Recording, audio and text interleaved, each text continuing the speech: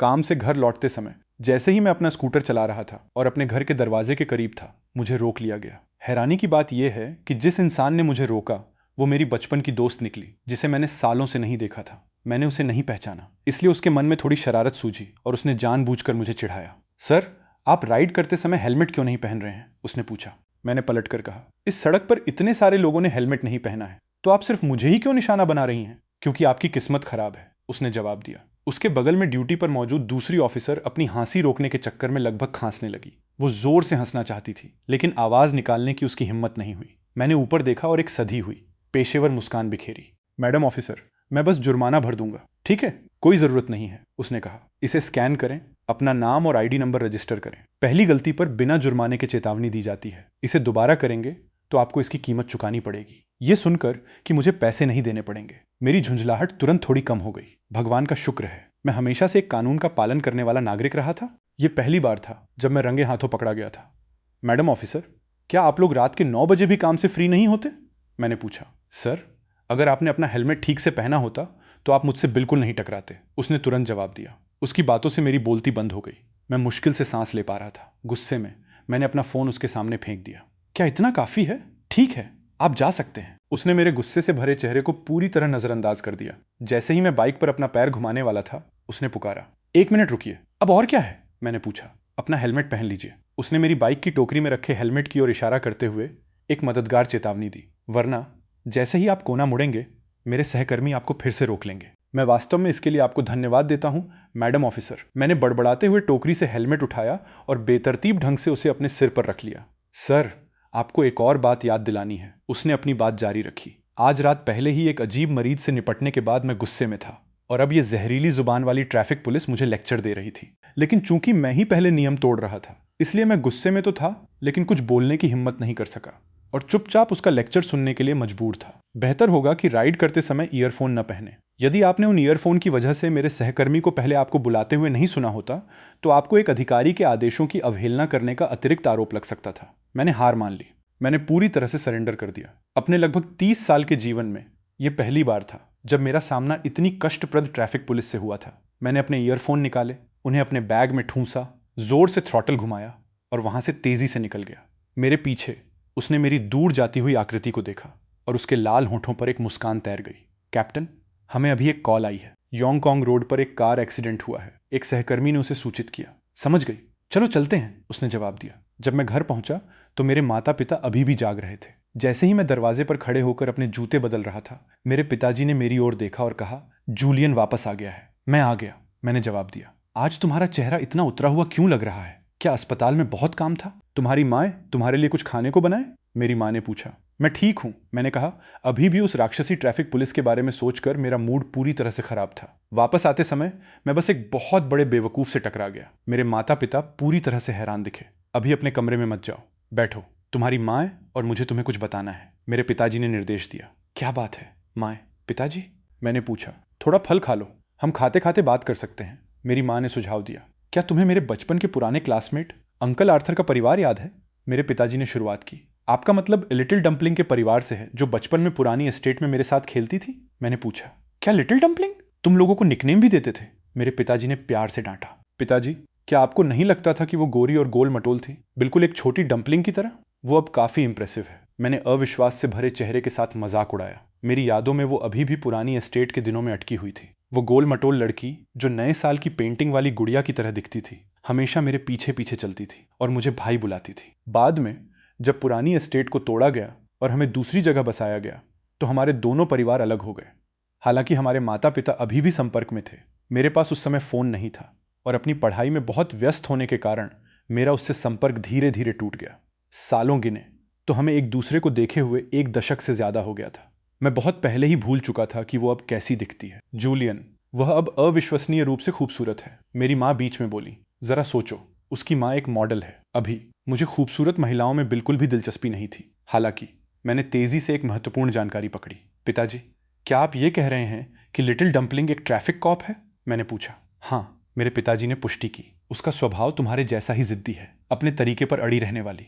उसने अपने परिवार की दौलत और शानो शौकत को छोड़कर उस तरह का कड़वा, थका देने वाला काम करने की जिद पकड़ ली। मैं नहीं चाहता था कि मेरे पिताजी मेरी नौकरी के बारे में किचकिच करें, इसलिए मैंने जल्दी से विषय बदल दिया। तो माँ, पिताजी, क्या आप लोग कुछ दिनों में उनके परिवार के साथ डिनर करने वाले हैं? मैंने पूछा। कुछ दिनों में नहीं? क्या तुम्हारी कल दिन की शिफ्ट नहीं है? काम के बाद सीधे रेस्टोरेंट आ जाना, मेरे पिताजी ने कहा। अंकल आर्थर का अभी शहर के बाहर से वापस यहाँ तबादला हुआ है और वे यहीं बसने की योजना बना रहे हैं। इसीलिए हमने सोचा कि हमारे दोनों परिवारों को एक साथ मिलना चाहिए। मुझे सच में कोई आपत्ति नहीं थी, बस थोड़ी सी उत्सुकता थी कि वो अब कैसी बन गई है। मेरे माता पिता के बात करने के तरीके से लग रहा था कि वे उसकी बहुत तारीफ कर रहे हैं। तो मैं कल जल्दी काम से निकलने की कोशिश करूंगा, मैंने खड़े होते हुए कहा। माँ, पिताजी, मैं आज बहुत थका हुआ हूँ, मैं सोने जा रहा हूँ। जाओ जाओ, अच्छे से आराम करो, उन्होंने जवाब दिया। अगले दिन काम से पहले मैं अपनी प्यारी कार लेने के लिए डीलरशिप पर गया। एक प्रारंभिक रखरखाव जांच के बाद मेरी ऑडी फिर से बिल्कुल नई लग रही थी। कार का स्टीरियो सुनते हुए मैं खुशी खुशी अस्पताल की ओर ड्राइव करने लगा। मुझे अब कभी शेयर्ड बाइक की सवारी नहीं करनी पड़ेगी और मैं निश्चित रूप से फिर कभी ट्रैफिक पुलिस के हाथों नहीं पकड़ा जाऊंगा। बस एक शब्द, रिफ्रेशिंग। मैंने चुपके से खुद से कसम खाई कि अब से मैं सभी ट्रैफिक नियमों का सख्ती से पालन करूंगा और अपनी कार की अच्छी देखभाल करूंगा। पार्किंग करते समय मैं प्यार से अपनी कीमती कार के दरवाजे के सहारे झुक गया। संयोग से इस पूरे दृश्य को उसी महिला अधिकारी ने देखा जो एक नशे में धुत ड्राइवर को जांच के लिए अस्पताल ले जा रही थी। वो जल्दी में थी और उसने पहले मुझ पर ध्यान नहीं दिया, लेकिन मेरी छोटी नीली कार काली गाड़ियों के समुद्र में बहुत ज्यादा स्पष्ट दिख रही थी। पॉलिश की हुई सतह से परावर्तित होती सूरज की रोशनी ने उसे देखने पर मजबूर कर दिया। मैंने कार को लॉक किया, एक धुन गुनगुनाई और आराम से अस्पताल में चला गया। वो धीरे से हंसी। टोबियास ने उत्सुकता से चारों ओर देखते हुए पूछा, तुम क्या देख रही हो? कुछ नहीं, चलो जल्दी करते हैं, समय कीमती है, उसने जवाब दिया। समझ गया। टोबियास तुरंत सहमत हो गया। उसने मुझे आखिरी बार देखा। वहां डिपार्टमेंट के साइन बोर्ड पर चमकीले अक्षरों में 4 बड़े शब्द लिखे थे, इमरजेंसी सर्जिकल डिपार्टमेंट। उसे यह उम्मीद नहीं थी कि जूलियन वास्तव में अब एक इमरजेंसी रूम डॉक्टर बन गया था। कैप्टन, आज आपकी आंखें हर जगह भटक रही हैं। आप क्या देख रही हैं? टोबियास उसके बगल में बड़बड़ाया। काम के घंटों के दौरान चुप रहो, उसने आदेश दिया। वे दोनों अपराधी के साथ जांच के दौरान मौजूद रहे और डायग्नोस्टिक रिपोर्ट जल्द ही तैयार हो गई। उसने कागजी कार्रवाई पर मुहर लगाई, दस्तावेज अपने सहयोगियों को सौंपे और सब कुछ हो जाने के बाद ट्रैफिक पुलिस के लिए करने के लिए कुछ नहीं बचा था। वो एलिवेटर लिफ्ट में घुस गई। लिफ्ट के बाहर मैं अपना सफेद कोट पहने हुए और बांझ आपूर्ति स्टेराइल सप्लाईज का ढेर उठाए हुए दौड़ता हुआ आया। धन्यवाद, मैंने हाँफते हुए कहा, लिफ्ट में घुसते हुए और अपनी सांस पकड़ने के लिए दीवार के सहारे झुकते हुए। मैंने ये देखने के लिए ऊपर देखा कि किस दयालु आत्मा ने मेरे लिए दरवाजा खुला रखा था। ये वो क्यों थी? कॉमरेड ट्रैफिक कॉप, क्या आप भी यहाँ डॉक्टर को दिखाने आई हैं? मैंने पूछा। उसकी नजर धीरे धीरे मेरे चेहरे से हटकर नीचे जाते हुए फ्लोर नंबर्स पर चली गई। क्या तुमने कभी किसी को पुलिस की वर्दी में डॉक्टर को दिखाने आते देखा है?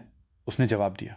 कभी नहीं देखा, कभी नहीं देखा, मैंने कहा। इससे पहले कि मैं आगे कहता, ओह, मुझे पता है, अपराधियों को पकड़ते समय आप जरूर घायल हो गई होंगी और आपको कपड़े बदलने का समय नहीं मिला होगा। मैं एक ट्रैफिक कॉप हूं, कोई क्रिमिनल डिटेक्टिव नहीं, उसने बेरुखी से कहा। मुझे तुरंत एहसास हुआ कि मेरी बातें कितनी बेवकूफाना लग रही थीं और मैं चाहता था कि मैं उसी जगह गायब हो जाऊं। मैं इस पाखंडी ट्रैफिक कॉप से बात ही क्यों कर रहा था? क्या मेरा सिर किसी दरवाजे से कुचल गया था? माफ करना, आज सुबह बहुत जल्दी उठ गया, मेरा दिमाग कुछ ठीक से काम नहीं कर रहा है, मैं बड़बड़ाया। कोई बात नहीं, मेरे काम को गलत समझना ठीक है, बस अपने मरीजों का गलत डायग्नोज मत करना, उसने सहजता से जवाब दिया। मेरी पेशेवर क्षमता पर सवाल उठाने की उसकी हिम्मत कैसे हुई? लेकिन इससे पहले कि मैं पलटकर कुछ कहता, लिफ्ट की घंटी बजी। हम पहली मंजिल पर पहुंच चुके थे। मुझे पूरी तरह से नजरअंदाज कर दिया गया। जब वो दूर जा रही थी तो मैंने उसे अस्पष्ट रूप से यह कहते सुना, कार काफी अच्छी है, सुनिश्चित करना कि ट्रैफिक नियमों का पालन करो। उसका क्या मतलब था? उसने आज सुबह मुझे देखा था? वो ताना मार रही थी। मैं वहीं खड़ा रह गया, उसकी दूर जाती हुई पीठ को घूरता हुआ और दांत पीसता हुआ। तो क्या हुआ अगर तुम एक ट्रैफिक कॉप हो? मैं कानून का पालन करने वाला नागरिक हूं, ठीक है? तुमने मुझे एक बार पकड़ लिया, मुझे नहीं लगता कि तुम मुझे दूसरी बार पकड़ सकती हो। बस तुम इंतजार करो और देखो, मैं तुम्हें याद रखूंगा। अगर एक दिन तुम ड्यूटी पर हुई और हमारे इमरजेंसी डिपार्टमेंट में आ गई तो मैं निश्चित रूप से तुम्हारा गर्मजोशी से स्वागत करूंगा। अस्पताल से निकलने के बाद वो टोबियास के साथ पुलिस स्टेशन वापस चली गई। टोबियास ऐसा लग रहा था जैसे वो कुछ कहने के लिए बेताब हो। अगर तुम्हें कुछ कहना है तो कहो, उसने मांग की। टोबियास चौंक गया और सीधा बैठ गया। Reporting, captain. क्या उस डॉक्टर के साथ आपका कोई चक्कर है? कौन सा? उसने पूछा। वही जिसे आपने कल पकड़ा था। क्या वो लिफ्ट में मिला वही डॉक्टर नहीं है? बिल्कुल वही इंसान। एक अधिकारी के रूप में मेरे सालों के तेज ऑब्जर्वेशन के साथ मैं निश्चित रूप से गलत नहीं हो सकता। साथ ही वो हैंडसम है। मैंने इतना हैंडसम डॉक्टर कभी नहीं देखा। वो मेरा बचपन का दोस्त है, उसने शांति से कहा। क्या आप मुझे 3 साल के बच्चे की तरह ट्रीट कर रही हैं? यह स्पष्ट है कि उसने आपको नहीं पहचाना। मुझे बताइए, क्या आपको पहली नजर में प्यार हो गया और आपके मन में कोई गुप्त इरादे हैं? लाल बत्ती पर पहुंचते हुए उसने जोर से ब्रेक मारा और टोबियास को मौत की घूर कर देखा। डरा हुआ टोबियास तुरंत खिड़की के पास सिकुड़ गया। हम कई सालों से एक दूसरे से नहीं मिले हैं। क्या यह पूरी तरह से सामान्य नहीं है कि उसने मुझे नहीं पहचाना? उसने पलट कर कहा। तो आपने उसे कैसे पहचान लिया? कैप्टन, आपके इरादे नेक नहीं हैं। उसने मजाक उड़ाया। तुम छोटे शैतान, तुम बहुत कुछ जानते हो, है ना? अब मेरा विश्लेषण करना शुरू कर रहे हो। मेरी हिम्मत नहीं है, मेरी हिम्मत नहीं है। यदि आप नहीं बताना चाहती तो भूल जाइए। मैं तो बस ऐसे ही पूछ रहा था। छिपाने के लिए कुछ नहीं है, उसने कहा। उसके चेहरे पर अचानक थोड़ी शर्म आ गई। मुझे वो पसंद है। कैप्टन, इतना बड़ा राज जानने के बाद आप मुझे चुप तो नहीं करा देंगी? अगर मुझे पता होता कि ये इतना विस्फोटक है तो मैं पूछने से पहले खुद को मानसिक रूप से तैयार कर लेता। क्या तुम्हारे दिल में मेरी यही छवि है? उसने रूखेपन से पूछा। नहीं नहीं नहीं, आप बिल्कुल हमारी ट्रैफिक पुलिस स्क्वाड का रोल मॉडल हैं। ठीक है, बहुत सवाल हो गए। वापस स्टेशन जाओ और कड़ी मेहनत करो, उसने आदेश दिया। मैं मिशन पूरा करने की गारंटी देता हूं, टोबियास ने वादा किया। शाम को काम से छूटने के बाद उस विशिष्ट ट्रैफिक पुलिस के प्रति नाराजगी मन में लिए मैं रेस्टोरेंट के लिए जल्दी निकल गया। प्रतिष्ठान में प्रवेश करते हुए एक वेटर ने मुझे प्राइवेट कमरों की ओर निर्देशित किया। हालांकि थोड़ी ही दूर पर एक परिचित आकृति मेरी आंखों के सामने से गुजरी। मैंने अपनी आंखें मली, ये सोचकर कि मैंने गलत देखा है। वो महिला बिल्कुल उसी ट्रैफिक कॉप की तरह क्यों दिख रही थी? मैं सच में हैरान था। पिछले 2 दिनों से मेरी किस्मत इतनी खराब क्यों चल रही थी? मैं जहां भी जाता वो मुझे हर जगह क्यों मिल रही थी? इससे भी बुरी बात यह है कि मैंने अपनी आंखों से देखा कि वो सीधे प्राइवेट रूम 208 में गई। मेरे कदम तुरंत जम गए। सर, क्या बात है? वेटर ने पूछा। मैंने अनजाने में जोर से थूक निकला। क्या आप लोगों के पास यहाँ सिर्फ एक ही रूम 208 है? बिल्कुल, हम यहाँ चीजों को जोन ए या जोन बी में अलग नहीं करते हैं, बस यही एक है। मैं पूरी तरह से अवाक रह गया। कमरे के दरवाजे पर खड़े होकर मैं खुद को दिलासा देता रहा। शायद मैंने गलत देखा था। शायद वो अंकल आर्थर के परिवार की कोई रिश्तेदार थी। मैं दरवाजे पर खड़ा होकर अंदर बैठे 5 लोगों को देख रहा था। मेरे माता पिता और अंकल आर्थर के जोड़े के अलावा वो युवा महिला भी थी। अंकल, आंटी, मुझे माफ करना, मुझे देर हो गई। मैंने उसे जानबूझकर नमस्ते कहने से बचते हुए अभिवादन किया। बिल्कुल देर नहीं हुई, आओ बैठो, अंकल आर्थर ने कहा। हम जानते हैं कि तुम दोनों काम में व्यस्त हो। भोजन के लिए एक साथ मिलना आसान नहीं है। मैंने कमरे में नजर दौड़ाई और देखा कि केवल एक खाली सीट ठीक उसके बगल में थी। मेरे पास कड़वा घूंट पीकर उसके बगल में बैठने के अलावा कोई विकल्प नहीं था। मेरी माँ ने मुस्कुराते हुए उसका परिचय कराया। जूलियन, ये एलारा है। क्या तुम इसे पहचान नहीं पा रहे हो? अंकल आर्थर ने हंसते हुए बीच में कहा। जैसे जैसे लड़कियां बड़ी होती हैं वे बहुत बदल जाती हैं। वह अब बिल्कुल अलग दिखती है, लेकिन जूलियन बचपन से लेकर बड़े होने तक वैसा ही ऊर्जावान है। मैंने इसका एक शब्द भी नहीं सुना। मैंने सिर्फ एक महत्वपूर्ण जानकारी पकड़ी। मेरे सामने बैठी महिला जियांग परिवार की बेटी एलारा थी, मेरी बचपन की दोस्त, जिससे जूनियर हाई स्कूल के बाद संपर्क टूट गया था। मैंने एक गहरी सांस ली। क्या तुम लिटिल डम्पलिंग हो? मैंने पूछा। एलारा ने आखिरकार मेरी तरफ देखा। उसके होठों पर एक हल्की, लगभग न के बराबर मुस्कान थी। बहुत समय बाद मिले, जूलियन। मेरा दिल बैठ गया। मैं खाली नजरों से उसके चेहरे को घूरता रहा।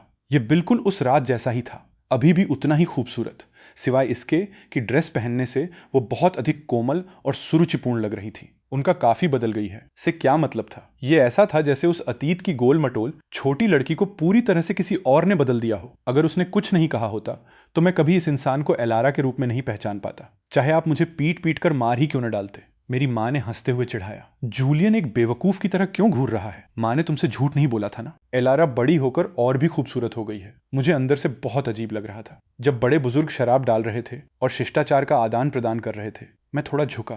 क्या तुम सच में लिटिल डम्पलिंग हो? गारंटीड असली, उसने जवाब दिया। उस दिन सड़क पर जब तुमने मुझे रोका था, तुमने मुझे तुरंत पहचान लिया था। मैंने आरोप लगाया। मुझे हमेशा से पता था कि वो तुम हो, उसने स्वीकार किया। तो तुमने ये जानबूझ कर किया। तुमने ये भी कहा कि मेरी किस्मत खराब है, और तुमने मेरे ड्राइविंग स्किल्स का व्यंग्यात्मक मजाक उड़ाया। तुम बहुत ज्यादा कर रही हो। मैं तुम्हारा बड़ा भाई हूं। जब हम बच्चे थे तब तुमने कभी मेरे साथ ऐसा बर्ताव करने की हिम्मत नहीं की। बड़ा भाई? जूलियन, तुम मुझसे बस कुछ ही मिनट बड़े हो। कुछ मिनट भी बड़ा ही होता है। चलो अभी मुझे भैया बुलाओ। मुझे आखिरकार कुछ ऐसा मिल गया था जिसे मैं उस पर रौब झाड़ने के लिए इस्तेमाल कर सकता था। एलारा ने मुझे एक गिलास जूस डालकर दिया। थोड़ा पीच जूस पियो और अपना मुंह बंद रखो। ये लिटिल डम्पलिंग अब बचपन की तरह बिल्कुल भी क्यूट नहीं रही। मुझे क्या करना चाहिए? मैं सच में उसके गाल खींचना चाहता था। हम दोनों को फुसफुसाते और चुपचाप बातें करते देखकर मेरे पिताजी ने पूछा, तुम दोनों इतनी खुशी से किस बारे में बात कर रहे हो? हमें भी बताओ। पिताजी, मैं बस जूलियन से हमारे बचपन की बातों के बारे में बात कर रही थी, एलारा ने सहजता से जवाब दिया। उस समय कंपाउंड में एलारा और जूलियन सबसे ज्यादा साथ खेलते थे। हर कोई कहता था कि तुम दोनों का स्वभाव सबसे ज्यादा मेल खाता था। जूलियन शरारती था, और जबकि एलारा का स्वभाव कोमल था, वो अकेली थी जो उसे नियंत्रण में रख सकती थी। ये लड़की बचपन में बहुत प्यारी थी, अब ये उतनी प्यारी नहीं रही। मैं बड़बड़ाया। एलारा ने मुझे नखरे से घूर कर देखा। तुम इससे इनकार नहीं कर सकते, मेरे पिताजी ने आगे कहा। जब पुरानी एस्टेट तोड़ी गई और हमने एक साथ रहना बंद कर दिया तो एलारा अक्सर जूलियन की याद आने की बातें करती थी। क्या ये सच नहीं है बेटा? एलारा ने स्वाभाविक रूप से सिर हिलाया। हाँ, जब हम छोटे थे तो जूलियन भैया हमेशा मेरी रक्षा करते थे। इसे भूलना असंभव है। मैं किनारे पर अपना पीच जूस पी रहा था, लेकिन जैसे ही मैंने उसे मुझे जूलियन भैया कहते सुना, मेरा गला रुंध गया और मैंने जूस वापस कप में ही थूक दिया। क्या हुआ? गले में अटक गया क्या? बड़े होने के बाद भी तुम इतने लापरवाह कैसे हो सकते हो? मेरी माँ ने प्यार से डांटा। हमारी नोकझोंक सुनकर मेज पर बैठे सभी लोग हंस पड़े। जल्द ही खाना परोसा गया। मैंने मेज के पार देखा और पाया कि वे सभी मेरे पसंदीदा व्यंजन थे। आओ आओ, चलो खाते हैं। मेजबान के रूप में अंकल आर्थर ने उत्साहपूर्वक सभी का अभिवादन किया। जूलियन, इसे चखो। तुम्हारे अंकल को याद है कि बचपन में तुम्हें ये व्यंजन बहुत पसंद थे। धन्यवाद अंकल।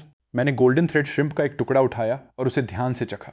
खाना ऑर्डर करने में अंकल आर्थर की पसंद शानदार थी। ये सचमुच स्वादिष्ट था। अगर तुम्हें यह पसंद है तो और खाओ। अंकल आर्थर ने मुझे और भी ज्यादा प्यार से देखते हुए कहा। एलारा, तुम भी खाओ। जब माता पिता किनारे पर खुशी खुशी गपशप कर रहे थे, मैंने एलारा के साथ बातें करने की तैयारी की। लेकिन इससे पहले कि मैं कुछ कह पाता, वो पहले बोल पड़ी। तुम डॉक्टर क्यों बने? जब हम बचपन में क्लास में थे तो तुमने कहा था कि तुम्हारा सपना एक सेलिब्रिटी बनना है। क्या मैंने कभी ऐसा कहा था? मैंने पलट कर कहा। उस समय तुम एक स्टार बनना चाहते थे, इसलिए जब हमने एक नाटक किया तो तुमने राजकुमार का रोल करने की जिद की, और अगर इतना काफी नहीं था तो तुमने मुझे राजकुमारी का रोल करने के लिए मजबूर किया। मैंने एक सूखी हंसी हंसी। चलो उस डार्क हिस्ट्री को न लाएं, ठीक है? वो सिर्फ बचकानी बकवास थी। मैं अब एक डॉक्टर हूं जो लोगों की जान बचाता है। मेरी ओर हीन भावना से देखने की हिम्मत मत करना। मुझे पता है तुम्हारी स्किल्स में निश्चित रूप से कोई कमी नहीं है। आखिरकार इमरजेंसी डिपार्टमेंट अनुकूलन क्षमता का बहुत परीक्षण करता है। जूलियन भैया भी बहुत उत्कृष्ट हैं। उसके सिर्फ एक वाक्य ने मेरे दिमाग को पूरी तरह से शॉर्ट सर्किट कर दिया। मेरा दिल पहले ही खुशी से खिल उठा था, लेकिन मेरा चेहरा पूरी तरह शांत रहा। यह अच्छा है, वरना अगर तुम भविष्य में कभी इमरजेंसी डिपार्टमेंट में आई तो संभल कर रहना। हो सकता है मैं अपना व्यक्तिगत बदला ले लूं। मुझे विश्वास है कि तुम ऐसा नहीं करोगे, उसने धीरे से जवाब दिया। मैंने गौर किया कि एक दौर का खाना खाने के बाद भी मुझे ब्रेज्ड पोर्क रिब्स, भुनी हुई सुअर की पसलियां सबसे ज्यादा पसंद थीं। मेरे सामने प्लेट को देखते हुए मांस का एक टुकड़ा अचानक कहीं से आ गया। क्या मांस के इस टुकड़े में मेरे लिए जहर मिला हुआ है? मैंने मजाक किया। एलारा का छोटा चेहरा तुरंत गुस्से से फूल गया। हाँ, इसमें जहर है। इसके बाद उसने बिना किसी भाव के मांस का एक टुकड़ा अपने मुंह में डाल लिया। मैं मजे से खा रहा था कि तभी मैंने अचानक उसकी माँ को मेरा नाम पुकारते हुए सुना। जूलियन, तुम्हारी अभी तक कोई गर्लफ्रेंड नहीं है ना? नहीं आंटी, मैं काम में व्यस्त रहता हूं, इसलिए मैंने अभी तक डेटिंग के बारे में नहीं सोचा है, मैंने जवाब दिया। मैं समझ सकती हूँ, आजकल के युवा अपने करियर को प्राथमिकता देते हैं। हमारी एलारा भी वैसी ही है। उसने कभी डेट भी नहीं किया है। उसकी माँ ने साझा किया। कभी डेट नहीं किया? मैं एक पल के लिए जम गया। सच में? उसके पारिवारिक पृष्ठभूमि, उसकी सुंदरता और उसकी नौकरी के साथ? मैं खुद को एलारा का दोबारा मूल्यांकन करने से नहीं रोक पाया। लिटिल डंपलिंग सच में एक बहुत बड़ी डंपलिंग बन गई थी। ओह रुको, डंपलिंग शब्द अब उसके लायक नहीं था। उसकी वर्तमान सुंदरता का वर्णन भोजन के साथ नहीं किया जा सकता था। ये दोनों बच्चे इतने सालों से एक दूसरे से नहीं मिले हैं, फिर भी इनकी आपस में इतनी अच्छी बनती है, मेरी माँ ने कहा। बिल्कुल। जूलियन को किस तरह की लड़कियां पसंद हैं? अंकल आर्थर ने पूछा। मैंने मन ही मन सोचा। मैंने कभी इस सवाल पर गंभीरता से विचार नहीं किया था। जब तक वो एक अच्छी इंसान है तब तक सब ठीक रहेगा। लेकिन अंदर ही अंदर मेरी ये कहने की हिम्मत नहीं हुई कि मुझे अच्छी फिगर, खूबसूरत चेहरे और मीठी आवाज वाली महिलाएं पसंद हैं। मुझे डर था कि वे मुझे कोई ठरकी समझ लेंगे। हमारी एलारा उस पर काफी खरी उतरती है, अंकल आर्थर ने गर्व से घोषणा की। उसके ज्यादा न मुस्कुराने से धोखा मत खाना। वो बस अलग थलग रहने का दिखावा करती है। वास्तव में वो बहुत गर्मजोशी से भरी इंसान है। एलारा ने मेरी मजाकिया मुस्कान की ओर देखा और बेबसी से आह भरी। पिताजी, ओल्ड ही, ईमानदारी से कहूं तो? अंकल आर्थर ने मेरे पिताजी की ओर मुड़ते हुए बात जारी रखी। अगर इन दोनों बच्चों की शादी हो सके तो हमारा परिवार जूलियन को बिल्कुल रॉयल्टी की तरह रखेगा। अगर वो आसमान से चांद भी मांगेगा तो हम बूढ़े लोग हिचकिचाएंगे भी नहीं। शादी ऐसी चीज नहीं है जो मैं तय कर सकूं, मेरे पिताजी ने जवाब दिया। ये बच्चों की इच्छा पर निर्भर करता है। क्या आपको लगता है कि मैं नहीं चाहता कि एलारा हमारे परिवार में शादी करके आए? जैसे ही ये शब्द गिरे, 4 जोड़ी आंखें एक साथ एलारा और मुझे देखने के लिए घूमी। मैं अवाक था। क्या हो रहा था? अचानक ये मुझे और एलारा को सेट करने में कैसे बदल गया? और मेरे माता पिता वास्तव में एलारा से बहुत संतुष्ट दिख रहे थे। ये क्या हो रहा था? क्या वे मुझसे एक फ्लैश मैरिज, झटपट शादी की उम्मीद कर रहे थे? ये कोई पारिवारिक डिनर नहीं था, ये एक सेटअप था। पिताजी, माँ, आप लोग किस बारे में बात कर रहे हैं? मैंने विरोध किया। मुझे देखो, मैं बहुत उतावला हो रहा हूं। मेरे पिताजी हंसे। जूलियन, कृपया इसे दिल पर मत लेना। तुम और एलारा जो चाहो कर सकते हो। अगर तुम्हें कोई पसंद नहीं है तो अपने आसपास के लोगों पर विचार करो। शादी के जरिए हमारे दो परिवारों के और करीब आने का मतलब है कि हम एक दूसरे से और भी अक्सर मिल सकते हैं। आपसी शर्मिंदगी से बचने के लिए मैंने अपना रुख स्पष्ट करने की पहल की। मैं लिटिल डू एलारा से और अधिक बार मिलने का ध्यान रखूंगा। मुझे विरोध में न देखकर सभी ने राहत की सांस ली। खाना जल्दी खत्म हो गया। हम 6 लोगों में से केवल मैंने ही गाड़ी चलाई थी और कोई शराब नहीं पी थी। जूलियन, एलारा को घर छोड़ दो, उसने आज रात काफी पी है। मुझे चिंता है कि उसके लिए अकेले चलना सुरक्षित नहीं होगा। मेरे पिताजी ने मुझे आंख मारते हुए कहा। मैंने संघर्ष करना छोड़ दिया। अंकल, आंटी, क्या आप एलारा के साथ रहते हैं? मुझे आप सभी को वापस छोड़ने दीजिए। हम उसके साथ नहीं रहते, अंकल आर्थर ने कहा। उसने हाल ही में शहर के केंद्र में एक घर खरीदा है, एक सुंदर दृश्य वाली हाई राइज इमारत। बस उसे घर छोड़ दो। तुम्हारी आंटी और मैं टहलने जाना चाहते हैं। आज रात मौसम ठंडा है। इन सब के दौरान एलारा चुपचाप मेरे बगल में खड़ी थी। चलो गाड़ी में बैठो, मैंने उससे कहा। क्या मैं पैसेंजर सीट पर बैठ सकती हूँ? उसने पूछा। तुम क्यों नहीं बैठ सकती? मेरी पैसेंजर सीट किसी गर्लफ्रेंड के लिए रिजर्व्ड नहीं है, मैंने जवाब दिया। वो अंदर बैठ गई। क्या इसका मतलब यह है कि अगर मैं तुम्हारी गर्लफ्रेंड बन जाऊं तो मैं यहां अधिक शांति से बैठ सकती हूं? मैंने कोई जवाब नहीं दिया, बस ड्राइवर की सीट पर बैठने से पहले उसे एक गहरी नजर से देखा। न जाने क्यों एक ट्रैफिक कॉप का मेरे बगल में बैठना अचानक मुझे अपना ड्राइविंग लाइसेंस टेस्ट दोबारा देने जैसी घबराहट दे रहा था। क्या तुम अपना प्रैक्टिकल ड्राइविंग टेस्ट दे रहे हो? इतने सख्त, उसने मजाक उड़ाया। मुझे कम मत समझो, मैंने अपने सभी ड्राइविंग टेस्ट पहली बार में ही पास कर लिए थे। मैंने अपना बचाव किया। क्या ऐसा है? तो फिर तुमने दायां इंडिकेटर क्यों चालू किया जब तुम स्पष्ट रूप से बाईं ओर मुड़ रहे हो? हे भगवान, मैं हमेशा उसके सामने खुद को शर्मिंदा क्यों करता हूं? मेरा हाथ फिसल गया और गलत बटन दब गया। मैं बड़बड़ाया। तुम कहाँ रहती हो? जिनशांग कोर्टयार्ड, नदी के ठीक पार वाला। ठीक है, समझ गया। कार में फिर सन्नाटा छा गया। हालांकि मैंने अपना ध्यान आगे की सड़क पर केंद्रित करने की पूरी कोशिश की, लेकिन मुझे लगातार उसकी हल्की परफ्यूम की खुशबू के साथ शराब की गंध महसूस हो रही थी। मैं उसे छिप छिप कर देखने से खुद को रोक नहीं पाया। माहौल को हल्का करने के लिए मैंने संगीत चालू कर दिया। एलारा थोड़ी थकी हुई लग रही थी, सीट में गहरी धंसी हुई थी। एक कोमल मनमोहक धुन बज रही थी। तभी मैंने उसे अपने कान के ठीक पास धीरे से गुनगुनाते हुए सुना। मेरी पुतलियां 1 सेकंड के लिए फैल गईं। उसकी आवाज़ पहले से ही अच्छी थी और उसके थोड़े नशे की हालत में उसमें एक अवर्णनीय आकर्षण था। कार के स्टीरियो के साथ मिलकर इसने मेरे दिल की धड़कनों को बेकाबू कर दिया। मेरी उंगलियां कस गईं, स्टीयरिंग व्हील को मजबूती से पकड़ते हुए। जूलियन, ओह जूलियन, तुम्हें इतनी जल्दी गिरने की जरूरत नहीं है ना? तुम सच में सुंदरता से पूरी तरह प्रभावित हो जाते हो। एक और लाल बत्ती पर एलारा ने देखा कि मैं जोर से अपना सिर हिला रहा था और अपने ही चेहरे पर थप्पड़ मार रहा था। वो हंसने से खुद को रोक नहीं पाई। उसकी हंसी सुनकर मैं तुरंत हाई अलर्ट पर सीधा बैठ गया। तुम किस बात पर हंस रही हो? कुछ नहीं, बस अचानक कुछ मजाकिया याद आ गया। मैंने राहत की सांस ली, जब तक वो मुझ पर नहीं हंस रही थी। थोड़ी ही देर बाद कार उसके आवासीय परिसर में दाखिल हुई। दाएं मुड़ें, 5वीं इमारत, पूरी तरह से अंदर, उसने निर्देश दिया। उसके निर्देशों का पालन करते हुए मैंने आखिरकार इस बार टर्न सिग्नल्स में कोई गड़बड़ नहीं की और आसानी से उसकी इमारत के प्रवेश द्वार के नीचे कार पार्क कर दी। अचानक बज रहा गाना अब उतना अच्छा नहीं लग रहा था। क्या इसलिए कि इसमें एलारा की आवाज का तालमेल नहीं था? नहीं नहीं नहीं, एलारा एक छोटी बहन थी, लिटिल डम्पलिंग। मुझे कुछ भी कोशिश नहीं करनी चाहिए। मैं तुम्हें यहीं छोड़ दूंगा। मान लो कि मेरा मिशन पूरा हो गया। ऑफिसर एलारा को सुरक्षित घर पहुंचा दिया। मैंने घोषणा की। एलारा मुझे देखने के लिए थोड़ा मुड़ी, काफी देर तक चुप रही। बाहर निकलने का कोई इरादा नहीं दिखा रही थी। मैंने भ्रम में पलकें झपकाईं। क्या हुआ? तुम घर पर हो? क्या तुम बाहर नहीं निकलोगी? जूलियन, क्या बात है? यह सुनने में थोड़ा अजीब लग सकता है। मेरे सिक्स्थ सेंस ने मुझे बताया कि वो शायद कुछ चौंकाने वाली बात कहने वाली थी। यकीनन अगले ही सेकंड उसने फिर से अपना सिर उठाया। मैं अचानक आगे झुका, उसकी चमकीली पुतलियों में देखते हुए। जूलियन, क्या तुम शादी करना चाहते हो? इस वाक्य ने मेरे दिमाग का सीपीयू पूरी तरह से फ्राई कर दिया। मैं अविश्वास में उसके चेहरे को घूरता रहा, जो एक शांत अभिव्यक्ति बनाए रखने की पूरी कोशिश कर रही थी, लेकिन स्पष्ट रूप से लाल हो गई थी। मैंने थोड़ा सा थूक निकला। एलारा, मैंने तुम्हें हमेशा एक बहन के रूप में देखा है। हालांकि वो अब अविश्वसनीय रूप से खूबसूरत थी, लेकिन मैं पहचान में इतनी बड़ी छलांग तुरंत स्वीकार नहीं कर सकता था। मैं तुम्हें सिर्फ एक बहन के रूप में देखता हूँ वाले वाक्यांश ने उसे थोड़ा उदास कर दिया। बड़ी होते हुए मुझे जिस चीज से सबसे ज्यादा नफरत थी वो तुम्हारे और मेरे बीच की उम्र का अंतर था। जब से मुझे याद है और जब तक हम अलग नहीं हुए, मैं तुम्हें केवल भैया ही बुला सकती थी। ऐसा नहीं है कि मैं तुम्हें वो नहीं बुलाना चाहती थी, लेकिन मैं नहीं चाहती थी कि चीजें वहीं तक सीमित रहें। हम बचपन के प्रेमी थे, लगातार झगड़ते रहते थे, लेकिन अब मैं उससे संतुष्ट नहीं हूं। कोई कहता था कि जब मैं बचपन में उन्हें बुली करता था तो उन्हें मुझसे सबसे ज्यादा नफरत थी। मैंने बात घुमाई। क्या बड़े होने का मतलब अचानक ये है कि अब तुम्हें भैया पसंद है? क्या इससे कोई फर्क पड़ता है कि मैं तुम्हें पसंद करती हूं या नहीं? भैया, उसके होठों से ये 2 शब्द गिरे, जिससे मेरे शरीर के रोंगटे खड़े हो गए। मेरे कानों के सिरों पर एक संदिग्ध लालिमा छा गई। एलारा, क्या तुम नशे में हो? मैं बहुत होश में हूं। केवल 2 गिलास सफ़ेद शराब मुझे गिरा नहीं सकती, खासकर हमारे फिर से मिलने के बाद हमारे पहले खाने के दौरान तो बिल्कुल नहीं।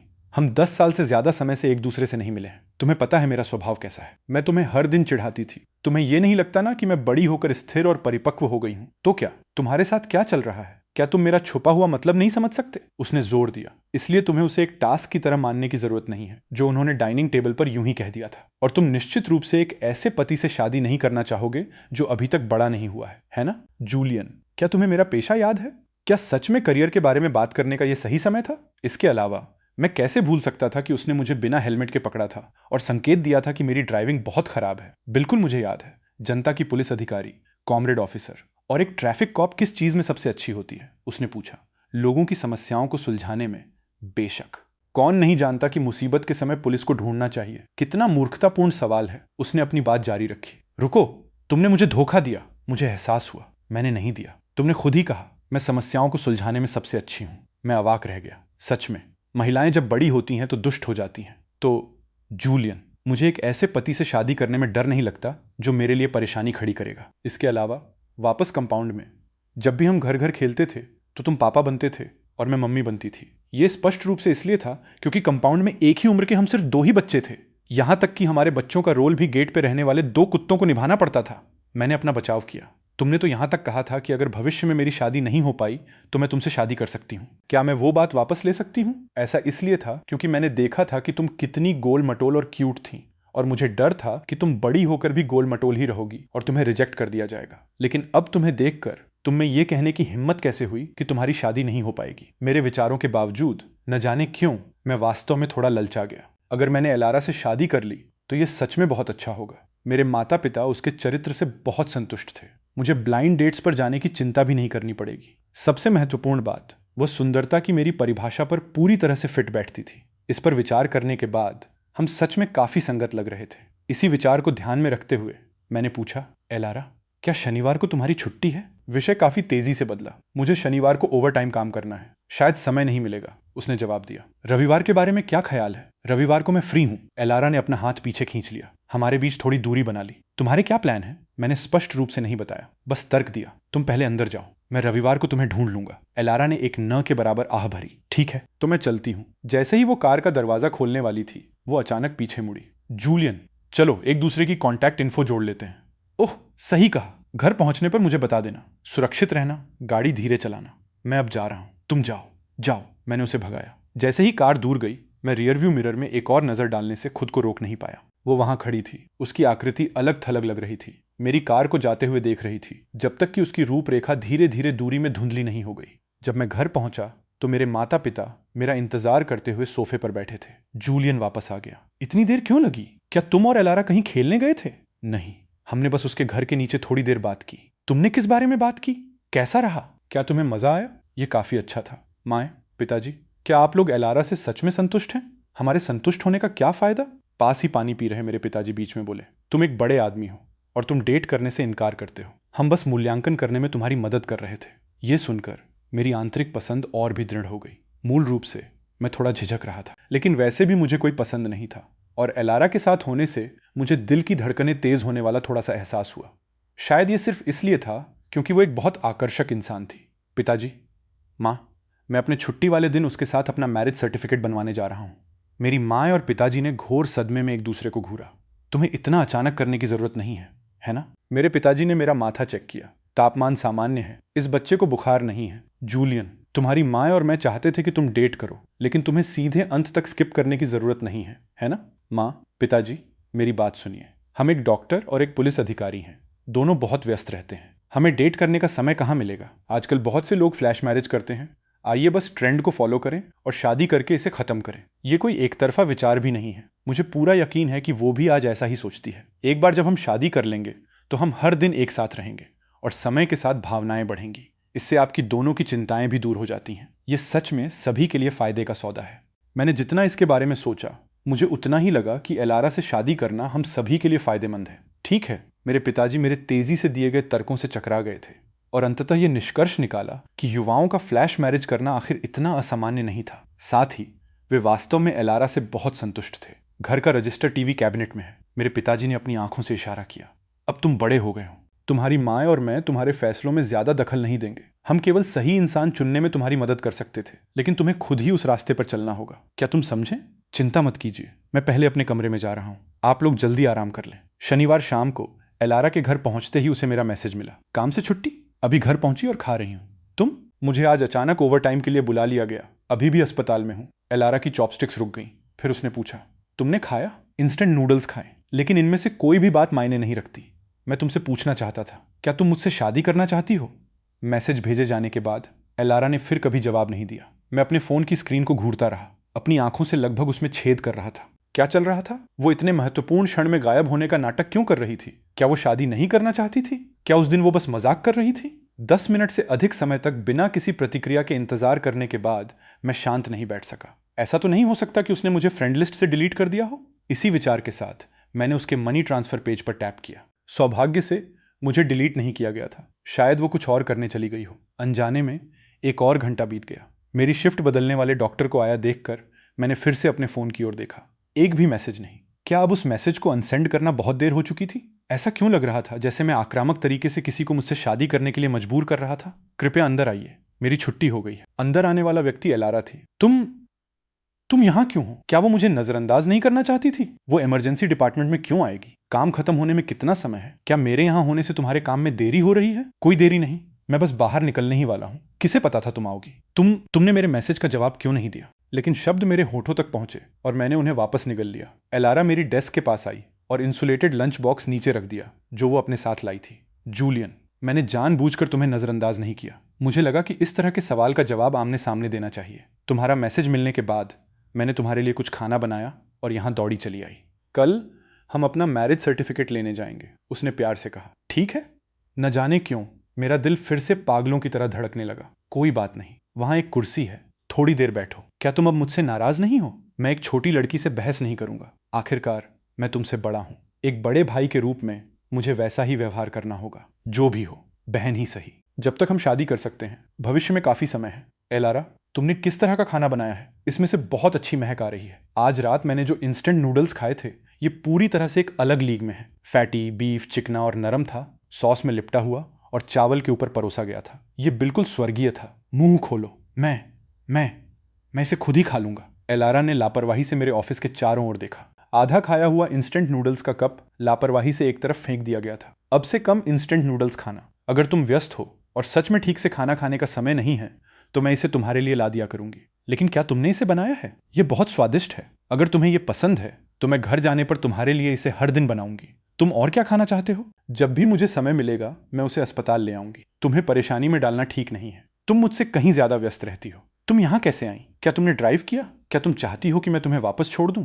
मैं यहाँ ड्राइव करके आई। तुम्हें मुझे वापस छोड़ने की जरूरत नहीं है। मुझे कल कुछ काम करने हैं, लेकिन मैं तुम्हारे पीछे ड्राइव कर सकती हूँ और तुम्हें वापस एस्कॉर्ट कर सकती हूँ। क्या मेरी ड्राइविंग स्किल्स तुम्हारी नज़र में सच में इतनी खराब हैं? क्या तुम्हें डर है कि मैं किसी पेड़ से टकरा जाऊंगा ताकि तुम आसानी से सीन पर पहुंचने वाली पहली इंसान बन सको? ये किस तरह की विचार प्रक्रिया थी? हम दोनों अपने अपने ख्यालों में खोए हुए अस्पताल से बाहर निकले और अपनी अपनी कार में बैठ गए। इस समय शहर की रात की सड़कों पर बहुत कम लोग थे। हमने एक के बाद एक गाड़ी चलाई, बिल्कुल सही दूरी बनाए रखी। 20 मिनट बाद मैं अपने पड़ोस में पहुंचा और गाड़ी पार्क कर दी। उसने भी अपना इंजन बंद कर दिया। मुझे अभी थोड़ी देर के लिए स्टेशन वापस जाना है। कल सुबह मैं तुम्हें लेने के लिए तुम्हारी जगह पर आऊंगी। कोई आपत्ति? तो फिर कल मिलते हैं। याद से अच्छे कपड़े पहनना। मुझे कोई मैली कुचैली दुल्हन नहीं चाहिए। दूर हटो। तुम रात भर में इस बात से मुकर तो नहीं जाओगे ना? अगर तुम मुझे अभी बता दो तो हमारे पास अभी भी सिर्फ दोस्त बने रहने का समय है। जूलियन, मैं अपने जीवन में जो भी विकल्प चुनती हूं उस पर ध्यान से विचार किया जाता है। साथ ही क्या तुम्हें नहीं लगता कि बचपन के दोस्तों का अचानक शादी करना बहुत अच्छी बात है? हाँ, सच में बहुत अच्छी बात है। Little dumpling. एलारा, जो मूल रूप से काफी स्नेही लग रही थी, अचानक ये सुनकर झुंझलाहट में अपने गाल फुलाने लगी। मैं उसका गाल खींचने के लिए हाथ आगे बढ़ाने से खुद को रोक नहीं पाया, फिर मुड़ा और भाग गया। मेरी भागती हुई आकृति को देखकर एलारा धीरे से हंसी। अगले दिन एलारा सुबह सुबह मेरी अपार्टमेंट बिल्डिंग में गाड़ी चलाकर आई। जब मैं नीचे आया तो वो एक पेड़ की छांव में खड़ी थी, चुपचाप मेरी बिल्डिंग के प्रवेश द्वार को घूर रही थी। क्या मुझे देर हो गई? क्या तुम लंबे समय से इंतजार कर रही हो? ज्यादा देर नहीं हुई, मैं भी अभी पहुंची हूं। क्या तुमने अपना घर का रजिस्टर और आईडी ले ली है? बिल्कुल। क्या तुम्हें डर था कि मैं बीच में ही भाग जाऊंगा? मैं वास्तव में चिंतित थी कि तुम मुझसे शादी करने के लिए तैयार नहीं होगे। ऐसा कैसे हो सकता है? एलारा से शादी करना हर किसी के लिए जीत थी। मेरे लिए संघर्ष करने को कुछ नहीं बचा था। हम दोनों की यात्रा सुचारू रही और हम जल्दी ही सिविल अफेयर्स ब्यूरो के प्रवेश द्वार पर पहुंच गए।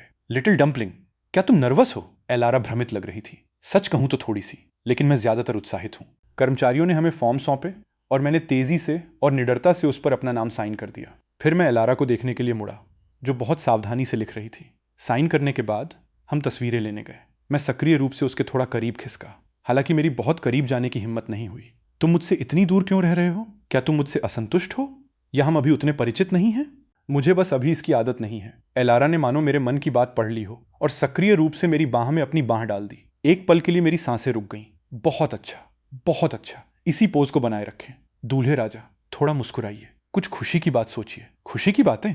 मैं कुछ नहीं सोच पा रहा था। मेरा दिमाग इस वक्त पूरी तरह से काम में लगा हुआ था। यह अच्छा नहीं था। अपनी पत्नी से सीखिए, देखिए उसकी मुस्कान कितनी स्वाभाविक है। चलिए एक और तस्वीर। अगर ये इस तथ्य के लिए नहीं होता कि वो मुझसे शादी कर रही थी, तो मुझे लगता कि उसने अभी अभी 50 लाख जीत लिए हैं। क्या सच में इतना दिखावा करने लायक था? मैंने उसकी नकल की और एक बल्कि कठोर मुस्कान ओढ़ ली। फ्रेम ने आखिरकार उस पल को कैद कर लिया जब हम सबसे ज्यादा संगत लग रहे थे। अब ठीक लग रहा है। एक प्रतिभाशाली आदमी और एक खूबसूरत महिला, कितनी परफेक्ट जोड़ी है। जब विवाह प्रमाण पत्र हमें सौंपे गए तो मुझे आखिरकार स्थिति की वास्तविकता का एहसास हुआ। कार में बैठो, मैं तुम्हें ठीक से खाना खिलाने ले चलता हूं, मैंने बीच में टोकते हुए कहा। मुझे तुम्हारा इंटरव्यू लेने दो। हमारी शादी के पहले दिन तुम्हें कैसा लग रहा है? उसने एक पल के लिए सोचा, फिर मेरा हाथ लिया और उसे अपने चेहरे पर रख दिया। ये थोड़ा कोमल महसूस हुआ। मेरी भावनाएं बिल्कुल यही हैं। एक बार जब हम कार में वापस आए तो मेरे दिल की धड़कन फिर से तेज होने लगी। क्या एलारा ने अभी अभी मेरे साथ फ्लर्ट किया था? उसने मुस्कुराते हुए पूछा। अगर तुम मुझे ऐसे घूरते रहोगे तो मुझे लगेगा कि तुम मुझे खा जाना चाहते हो।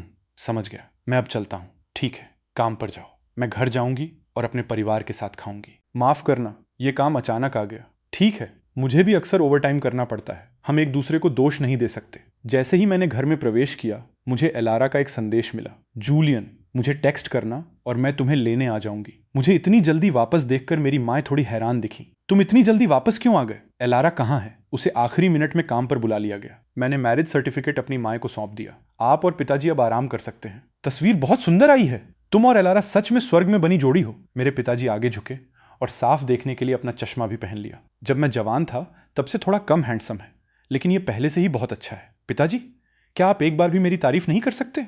क्या तुम आज रात एलारा के साथ रहने जा रहे हो? माँ, पिताजी, यदि आप मुझे जाने नहीं देना चाहते हैं तो मुझे बाहर जाने की कोई आवश्यकता नहीं है। वैसे भी एलारा को कोई आपत्ति नहीं है। बकवास, तुम्हारी शादी हो चुकी है, तुम अलग कैसे रह सकते हो? बेहतर होगा कि तुम एलारा को वैसे बुली मत करना जैसे तुम बचपन में करते थे, समझे?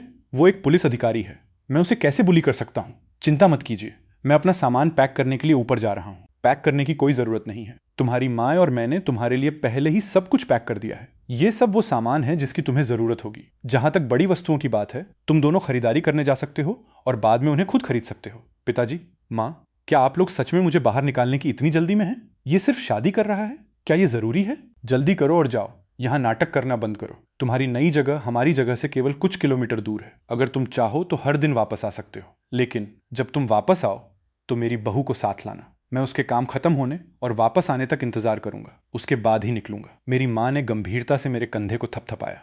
जूलियन, चूंकि तुम्हारी और एलारा की शादी हो चुकी है, भले ही ये फ्लैश मैरिज थी, वो तुम्हारी पत्नी है। घर को अच्छी तरह से चलाने के लिए तुम्हें एक दूसरे को समझना सीखना चाहिए, समझे? एलारा के चरित्र में कोई खोट नहीं है, लेकिन भावनाओं को आप दोनों को मिलकर पोषित करने की आवश्यकता होती है। ये बातें एक कान से अंदर गईं और दूसरे से बाहर निकल गईं। मुझे अचानक ऐसा क्यों लगा कि मेरा भविष्य अनिश्चित है। इस बीच स्टेशन पर हर कोई पल भर के लिए जम गया। कैप्टन, आप आज बहुत खूबसूरत लग रही हैं। क्या आपका कोई डेट है या कुछ और? एलारा ने ऐसा व्यवहार किया जैसे उसने घूरने को पूरी तरह से याद कर दिया हो।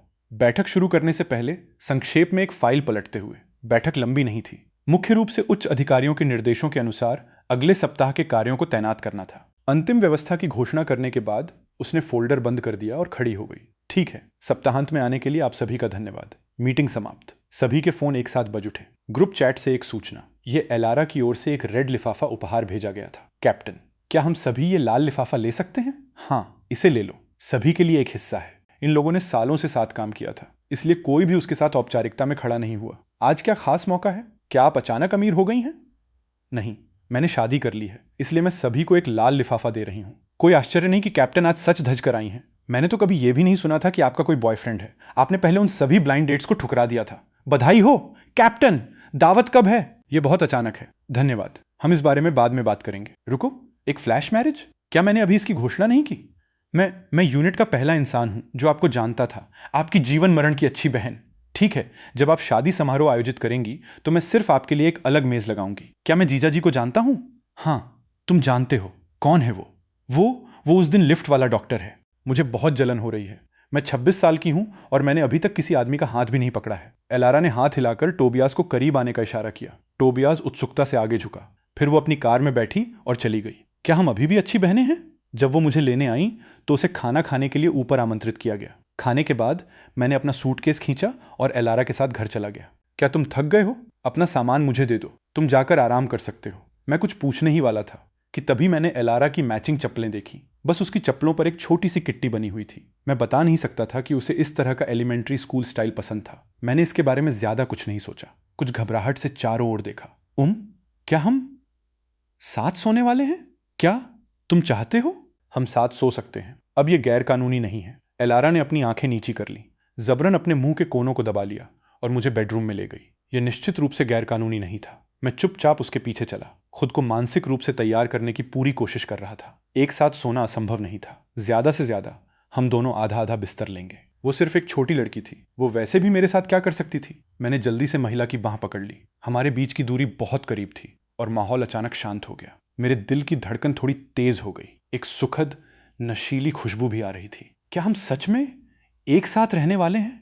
भैया, मेरा खून तुरंत पीछे की ओर दौड़ गया। मैंने विषय बदलने की कोशिश की। तुम कौन सा परफ्यूम लगा रही हो? इसकी महक बहुत अच्छी है। एलारा धीरे से हंसी। ये? वो मेरे करीब आई और मैंने उसे और भी साफ महसूस किया। ये 5th एवेन्यू था। वो पीछे हटी और बेडरूम का दरवाजा खोल दिया। तुम मास्टर बेडरूम ले लो, मैं गेस्ट रूम ले लूंगी। ये कहने के बाद वो मुड़ी और दूसरे कमरे की ओर चल दी। बेडरूम देखने के लिए अंततः अपना सिर अंदर डालने से पहले मैंने एक गहरी सांस ली। सजावट गर्म रंगों में थी और बेडशीट बिल्कुल नई थी। यहां तक कि मेरी पसंदीदा किताबों से भरी एक किताबों की अलमारी भी थी। क्या तुमने ये सब विशेष रूप से मेरे लिए तैयार किया था? मैं कुछ दिन पहले मॉल में खरीदारी करने गई थी और मुझे लगा कि तुम्हें ये पसंद आएंगे, इसलिए मैंने ये सब खरीद लिया। धन्यवाद, मुझे ये सब पसंद आया। लेकिन क्या तुमने ये छोटा भालू भी तैयार किया था? ये बिल्कुल वैसा ही दिखता है जैसी तुम बचपन में दिखती थी। गोल मटोल लिटिल डम्पलिंग। मुझे तुम्हारी चीजें पैक करने में मदद करने दो, उसने पेशकश की। जरूर। मैं फर्श पर बैठ गया। हम दोनों ने एक एक सूटकेस ले लिया। जैसे ही एलारा ने मेरा लेदर का सूटकेस खोला, अंदर रखे कपड़े बाहर गिर गए। हम दोनों सदमे में उछल पड़े। मैंने नीचे देखा और एक टाइट स्विमिंग ट्रंक तैरने वाली जांघिया लुढ़क कर बाहर आ गई। हवा अविश्वसनीय रूप से अजीब हो गई। मैंने उसे जल्दी से छीन लिया। मुझे कौन बता सकता है कि मेरी प्यारी माँ ने मेरे स्विमिंग ट्रंक को सबसे ऊपर क्यों पैक किया? क्या वो गंभीरता से मुझे नुकसान पहुंचाने की कोशिश कर रही थी? यहां तक कि आमतौर पर शांत रहने वाली एलारा भी समझ नहीं पा रही थी कि क्या किया जाए। कैसा रहेगा कि तुम पहले इसे व्यवस्थित कर लो। मैं बाहर तुम्हारा इंतजार करूंगी। जब ये जिप बंद हो जाए तो मुझे बुला लेना। बाहर जाओ जल्दी। अभी मैं चाहता था कि मैं इस कमरे में एक गड्ढा खोदकर गायब हो जाऊं। एलारा ने और कुछ नहीं कहा, उठी और चली गई। विचारपूर्वक अपने पीछे दरवाजा बंद करना नहीं भूली। कमरे से बाहर निकलते ही वो जल्दी से अपने कमरे में वापस आ गई। दरवाजे के सहारे झुककर नीचे खिसकते हुए फर्श पर बैठ गई। कम से कम उसने अभी अभी जूलियन के सामने कोई खामी उजागर नहीं की थी। जब तक मैंने अपने सभी कपड़े व्यवस्थित करना समाप्त किया, तब तक 2 घंटे बीत चुके थे। शारीरिक और मानसिक रूप से थका हुआ मैं बिस्तर पर पीठ के बल लेट गया। मैंने अपना फोन चेक किया।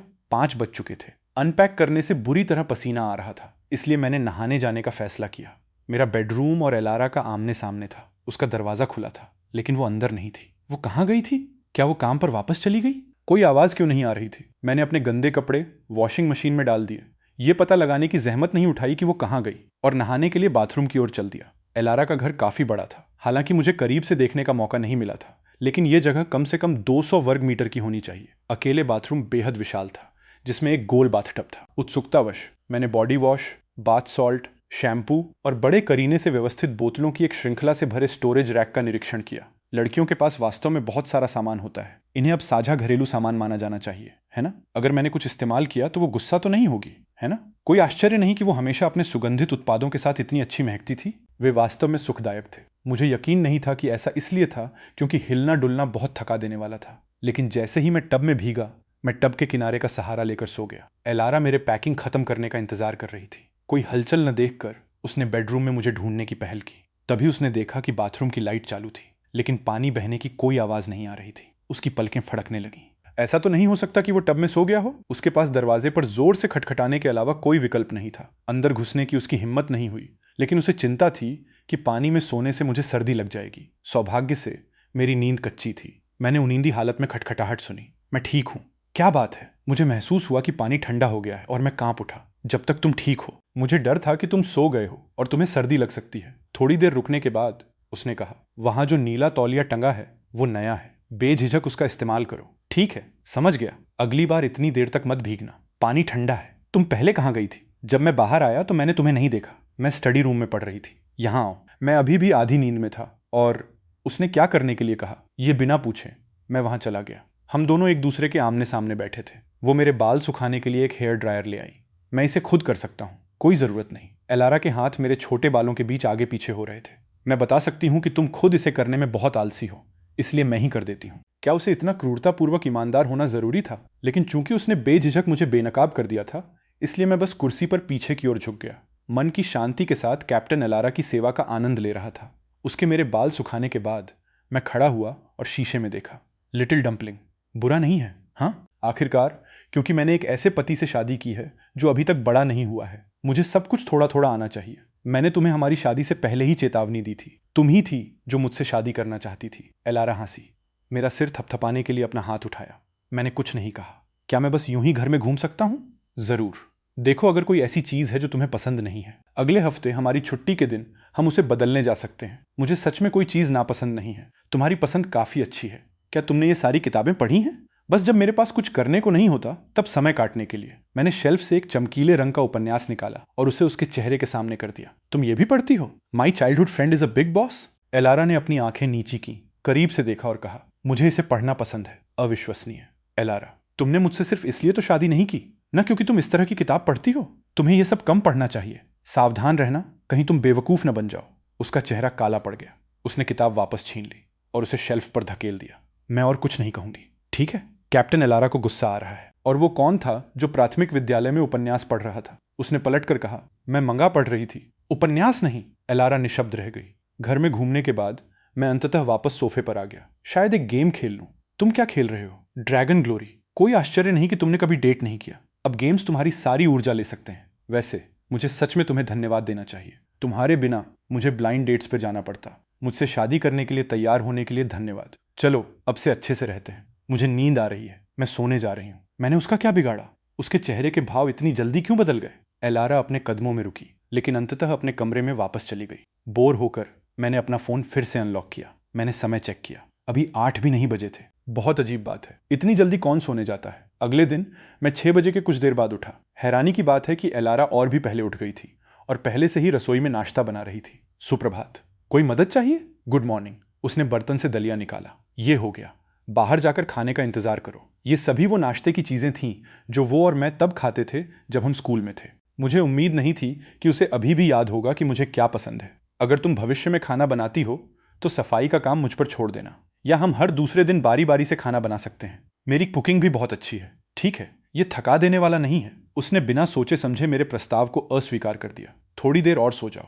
रसोई में एक डिशवॉशर है, तुम्हें बाद की चिंता करने की जरूरत नहीं है। मैंने कुछ नहीं कहा, लेकिन मैंने मन ही मन सोचा कि क्या वो कुछ ज्यादा ही परफेक्ट पत्नी बन रही है, जिससे मुझे ऐसा लग रहा है जैसे मैं मुफ्त में खाने पीने वाला कोई बेकार का इंसान हूं। तो मैं जा रहा हूं। क्या तुम चाहती हो कि काम के बाद मैं तुम्हें ले लूं? कोई जरूरत नहीं। मैं फिर से एक साथ ड्राइव नहीं करना चाहती। वापस आने पर तुम अकेले ही खा लेना, मेरा इंतजार मत करना। मेरा शेड्यूल तय नहीं है। समझ गया। मैंने तुम्हारे लिए चाबियां दरवाजे पर छोड़ दी हैं, उन्हें लेना मत भूलना। मैंने सिर हिलाया। उसे जाते हुए देखा। यह हमारी शादी का पहला दिन माना गया। इस तरह से देखा जाए तो हम रूममेट से ज्यादा अलग नहीं थे। जब तक मैं अस्पताल पहुंचा तब तक 8:30 बज चुके थे। इमरजेंसी डिपार्टमेंट आमतौर पर सुबह के समय बहुत व्यस्त नहीं होता है, और सुबह के समय शायद ही कोई आया हो। मेरे लंच ब्रेक के दौरान मुझे अपनी अच्छी दोस्त जेनेवीव का एक मैसेज मिला। जूलियन, मैं अभी एक अविश्वसनीय रूप से आश्चर्यजनक सुंदर महिला से मिली। क्या बात है जेन? काम ठीक नहीं चल रहा? ये काम के बारे में नहीं है। मैं आज बाहर शूटिंग कर रही थी और एक ट्रैफिक कॉप ने मुझे डांटा। क्यों? क्या तुमने रेड लाइट जंप की थी? नहीं, वो ट्रैफिक को निर्देशित कर रही थी और मैंने हवा के लिए अपनी खिड़की नीचे की और उसने मुझे सीट बेल्ट नहीं पहनने पर पकड़ लिया। खैर, वो बस अपना काम कर रही थी। ठीक है, मानती हूँ। मुझे पता है कि ये मेरी गलती थी, लेकिन वो ट्रैफिक कॉप बेहद खूबसूरत थी। उससे लेक्चर सुनना फिर भी थोड़ा असहज लगा। मैंने अपना सीट बेल्ट क्यों नहीं पहना? उस अधिकारी की अब मेरे बारे में बहुत खराब राय बन गई होगी। फिर जेनेवीव ने विषय बदल दिया। वैसे जूलियन, कुछ समय पहले तुमने कहा था कि तुमने फ्लैश मैरिज की है और अपनी बचपन की दोस्त से शादी कर ली है। जिस ट्रैफिक कॉप ने मुझे रोका था उसके सहकर्मी उसे कैप्टन बुला रहे थे। क्या ये कैप्टन शीर्षक देखकर मेरे चेहरे की मुस्कान तुरंत जम गई। मैंने जल्दी से वापस टेक्स्ट किया और व्यक्तिगत रूप से पूरी कहानी समझाने के लिए जेनेवीव को कोरियन बीबीक्यू खिलाने की पेशकश की। उस शाम मैं जेनेवीव के फोटोग्राफी स्टूडियो की ओर ड्राइव कर गया। जब रात के खाने का समय हुआ तो हम सीधे शहर के बीबीक्यू स्थान पर गए। तुमने मुझे इतनी जल्दबाजी में बाहर बुलाया, क्या तुम्हें कोई काम है? तुम और तुम्हारी पत्नी 10 साल से अधिक समय से एक दूसरे से नहीं मिले थे। तुम लोगों ने आवेग में आकर मैरिज सर्टिफिकेट कैसे बनवा लिया? मैंने कंधे उचकाए। माता पिता दोनों की मंजूरी थी और हम में से किसी के पास भी डेटिंग का समय नहीं है। हमारे पास कदम दर कदम आगे बढ़ने या फ्लर्टिंग का खेल खेलने का समय नहीं है, इसलिए हमने बस एक साथ रहने का फैसला किया। तो शादी से पहले तुम दोनों के मन में एक दूसरे के लिए जीरो भावनाएं थीं? क्या तुम्हें डर नहीं लगता कि तुम एक दूसरे के अनुकूल नहीं होगे? कोई भी परफेक्ट नहीं होता, लेकिन एक साथ समय बिताते हुए वो वास्तव में बहुत अच्छी है। हर दिन वो मेरे लिए घर पर गर्म खाना छोड़कर जाती है। मैंने उसे ये पूरी कहानी बताने का मौका लिया कि कैसे मैं बिना हेलमेट के अपना स्कूटर चलाते हुए पकड़ा गया था, कैसे एलारा ने मुझे पहचान लिया और जानबूझकर मुझे परेशान किया। वो आश्चर्यजनक रूप से सुंदर है, लेकिन उसकी जुबान बहुत जहरीली है। केवल तुम ही उस तीखी जुबान वाली कैप्टन को बर्दाश्त कर सकते हो। रात के खाने के बाद हम थोड़ी देर टहले। जब तक मैं घर पहुंचा आधी रात से ज्यादा समय हो चुका था। मैंने अपना फोन निकाला तो पता चला कि यह पूरी तरह से डेड है और स्विच ऑफ हो गया है। मैंने अपनी चाबियां निकाली और दरवाजा धकेल कर खोल दिया। घर में घुप अंधेरा था। पूरी आवासीय इमारत में अचानक बिजली चली गई थी। मैंने पावर बैंक खोजने की कोशिश करते हुए अंधेरे में बेडरूम की ओर अपना रास्ता टटोला। जैसे ही मैं बिस्तर के किनारे पहुंचा, कोने से सरसराहट की आवाज आई। मेरे दिल की धड़कन रुक गई। मैंने सहज रूप से एक वस्तु पकड़ी और उसे आवाज की दिशा में फेंक दिया। अचानक उड़ने वाला कोई जीव सीधा मेरी ओर लपका। मैं बेडरूम से बाहर भागा और जोर से दरवाजा बंद कर दिया। बिजली क्यों गई हुई है? तुम वहां क्या कर रहे हो? एलारा को देखकर मेरी तनी हुई नसें एक पल के लिए रिलैक्स हो गईं। बेडरूम में एक अज्ञात उड़ने वाली वस्तु है और बिजली गई हुई है। मेरा फोन बंद है, इसलिए मैं सर्किट चेक नहीं कर सका। मुझे तुम्हारे वापस आने का यहीं इंतजार करना पड़ा। क्या इसने तुम्हें डरा दिया? मुझे जाकर चेक करने दो कि कहीं ब्रेकर तो ट्रिप नहीं हो गया। बस कुछ रोशनी चमकाने में मेरी मदद करो। मैं तुम्हें ऐसा कैसे करने दे सकता हूँ? अंधेरे में मैं उसके लाल होते गालों को नहीं देख सकता था। हल्की चांदनी के सहारे मैंने उसे सिर हिलाते हुए देखा। मैंने ऊपर हाथ बढ़ाकर ब्रेकर स्विच चालू किया। पूरा घर पल भर में रोशन हो गया। मैं और एलारा सावधानी से जांच करने के लिए बेडरूम में दाखिल हुए। ऊपर देखने पर हमने तुरंत सीलिंग लैंप कवर पर उल्टा लटके हुए एक चमगादड़ को देखा। हम बस मदद के लिए किसी को क्यों नहीं बुला लेते? उस चीज में बहुत सारे बैक्टीरिया होते हैं। खिड़की खोल दो और उस छोटे जीव को बाहर उड़ जाने दो। घर में चमगादड़ का आना गुड लक का प्रतीक है। हमें उसे चोट नहीं पहुंचानी चाहिए। इसके अलावा अगर मेरे सहकर्मियों ने मुझे इस तरह की किसी बात के लिए मदद मांगते देखा तो कौन जानता है कि वे कल मुझ पर कैसे हंसेंगे। चिंता मत करो, मुझे ऐसी स्थितियों को संभालने की आदत है। मैं जाकर कुछ खाना बनाती हूँ, तुम बस कमरे को डिसइंफेक्ट कर दो। उसके यह कहने के बाद मैंने कहा, मैं पहले ही बाहर खा चुका हूँ। अपनी हाई स्कूल की दोस्त जेनेवीव के साथ कोरियन बीबीक्यू खाया था। वैसे जिस युवा महिला को तुमने आज सीट बेल्ट न पहनने के लिए रोका था वह वही थी। एलारा ने अपना सिर नीचे किया। एक पल के लिए सोचा। ठीक है, भविष्य में एक दूसरे से टकराने के कई मौके मिलेंगे। वैसे शादी करने से पहले जब तुमने अचानक कार में सर्टिफिकेट लेने की बात छेड़ी थी तो क्या तुम्हारा कारण सच में मेरे जैसा ही था? डेटिंग में समय बिताने के लिए बहुत आलसी होना। और क्या तुम्हें लगा कि मैं सालों से चुपके से तुमसे प्यार करता था? नहीं नहीं, मैंने ऐसा नहीं सोचा था। भैया, तो तुम क्या सोच रही थी? उसके द्वारा फिर से भैया कहे जाने से मेरे रोंगटे खड़े हो गए। मैं उठा और पलक झपकते ही गेस्ट रूम की तरफ भाग गया। अगले पूरे हफ्ते मुझे नाइट शिफ्ट के लिए निर्धारित किया गया था। हर सुबह 5 या 6 बजे मैं अपने थके हुए शरीर को घसीटते हुए घर लाता, जो एलारा के काम पर जाने के लिए तैयार होने के ठीक उसी समय होता। हमारे शेड्यूल एक दूसरे से पूरी तरह से चूक जाते थे। एक ही बड़े अपार्टमेंट में रहते हुए हम शायद ही कभी एक दूसरे से टकराते थे। अधिकांश दिन हम केवल फ्रिज में छोड़े गए उसके बेंटो बॉक्स और स्टिकी नोट्स के माध्यम से ही संवाद कर पाते थे। जल्द ही शुक्रवार आ गया। आज रात भी नाइट शिफ्ट है। एलारा पब्लिक बेंच पर बैठी थी, काफी उदास लग रही थी। टोबियास उसे तुरंत समझते हुए उसे लगातार चिढ़ाने लगा। चूंकि हमारे डॉक्टर जूलियन इतने व्यस्त हैं तो तुम सीधे उनसे मिलने क्यों नहीं जाती? सुबह 5 बजे अपनी पूरी रात की शिफ्ट से थक कर मैं अस्पताल से बाहर निकला और सड़क के किनारे चुपचाप इंतजार कर रही एलारा से जा टकराया। मैंने अपनी गति तेज कर दी। तुम सिर्फ मुझे लेने के लिए पूरी रात जागती रही? मेरी ड्यूटी सड़क के पार वाले इलाके में ही थी, इसलिए मैं तुम्हें लेने के लिए यहां आ गई।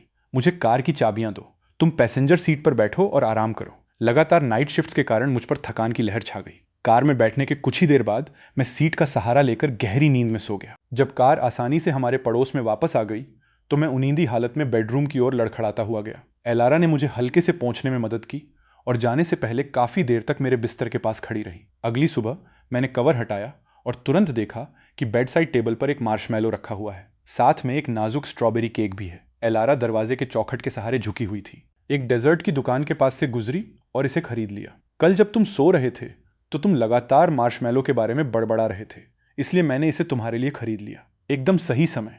भैया तुम्हें एक निवाला खिलाएंगे। मैंने मजाक किया। उसने आलस से अंगड़ाई ली, मुस्कुराते हुए। ये छुट्टी का एक दुर्लभ दिन है। कैप्टन एलारा ने अपनी यात्रा के लिए क्या योजना बनाई है? चलो शॉपिंग करने चलते हैं। मैं घर के लिए कुछ चीजें खरीदना चाहती हूँ, लेकिन मुझे जिसकी उम्मीद नहीं थी वो ये था कि घर के लिए चीजें खरीदने के बजाय उसने पूरा समय पागलों की तरह सिर्फ मेरे लिए चीजें खरीदने में बिता दिया। रोजमर्रा की जैकेट से लेकर कैजुअल जूतों तक उसने शॉपिंग बैग से 7-8 बैग भरकर कपड़े खरीद लिए। मुझे समझ नहीं आ रहा था कि मैं हंसूं या रोऊं। मुझे लगा था तुमने कहा था कि मैं तुम्हारे साथ शॉपिंग करने आया हूं। तुम सिर्फ मेरे लिए कपड़े क्यों खरीद रही हो? जिस दिन तुम रहने आए थे तुम्हारे कपड़े पूरे फर्श पर बिखर गए थे। मैंने देखा कि तुम्हारे पास बहुत कपड़े नहीं थे, इसलिए मैंने सोचा कि मैं तुम्हारे रोजमर्रा के जीवन को और अधिक सुविधाजनक बनाने के लिए स्टॉक कर लूं। एक लग्जरी लेदर गुड स्टोर से गुजरते हुए ये सोचते हुए कि उसने इन पिछले दिनों मेरी कितनी बारीकी से देखभाल की थी, मैंने बदले में एक उपहार चुनने का फैसला किया। मैंने प्यास लगने का बहाना बनाकर उसे ड्रिंक्स खरीदने के लिए भेज दिया, जबकि मैं एक्सेसरी चुनने के लिए स्टोर में ही रुक गया। अंततः मैंने एक सादा बहुमुखी काली लेदर की बेल्ट चुनी। आखिरकार वो ड्यूटी पर रहते हुए सच में गहने नहीं पहन सकती थी। जल्द ही एलारा वापस आ गई। मैंने लपेटा हुआ गिफ्ट अपनी पीठ के पीछे छिपा लिया। रात के खाने के बाद मैंने पहल करते हुए उसे अपने कमरे में आमंत्रित किया। तुम्हारे लिए एक रिटर्न गिफ्ट। एलारा ने डिब्बा खोला। उसकी उंगलियां धीरे से महिलाओं की लेदर बेल्ट पर फेर रही थीं। तो पहले जब तुमने जानबूझकर मुझे मिल्क टी खरीदने के लिए भेजा था तो तुम छिपकर इसे चुनने के लिए स्टोर में चले गए थे। मुझे लगा कि तुम अक्सर ड्यूटी पर बेल्ट पहनते हो। यह एक्सेसरी व्यावहारिक है, इसलिए तुम वास्तव में इसका उपयोग कर सकती हो। एलारा ने बेल्ट उठाई, उसे अपनी कमर से नापते हुए।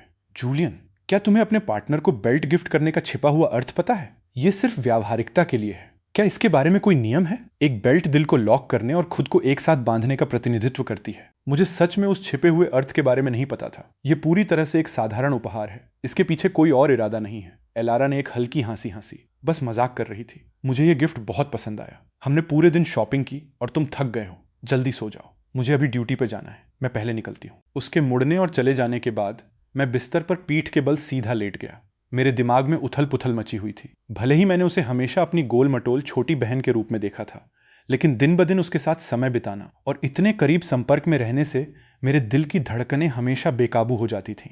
क्या ऐसा हो सकता है कि मैं वास्तव में अपनी बचपन की दोस्त के लिए अलग भावनाएं विकसित कर रहा था जो दिन रात मेरे साथ थीं? इसी तरह मैं आधी रात तक करवटें बदलता रहा। अचानक अस्पताल के इमरजेंसी ग्रुप चैट में एक इमरजेंसी नोटिफिकेशन पॉपअप हुआ।